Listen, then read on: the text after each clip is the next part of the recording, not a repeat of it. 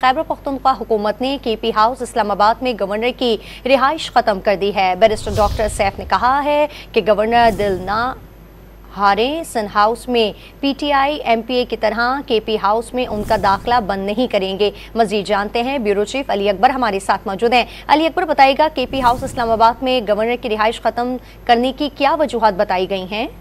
जी, बदकिस्मती से गवर्नर के खिलाफ बर्दारी के बाद जो है वो गवर्नर और वज़ीर आला खैबर पख्तूनख्वा के दरमियान जो है वो तसादम की सियासत जो है वो जारी है। और आज खैबर पख्तूनख्वा हुकूमत ने केपी हाउस इस्लामाबाद में गवर्नर के लिए मख्तस जो एनेक्सी है उसको ख़त्म करने का फैसला किया गया है।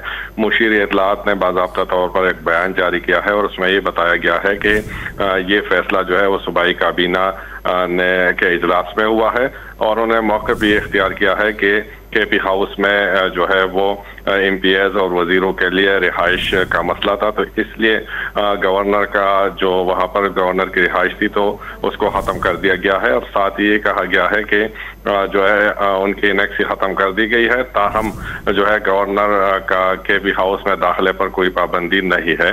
तो ये जो तसादुम की सूरत हाल है ये अब भी गवर्नर और वज़ीर आला के दरमियान जो है वो जारी है। बहुत बहुत शुक्रिया तफसीलात देने के लिए अली अकबर आपका।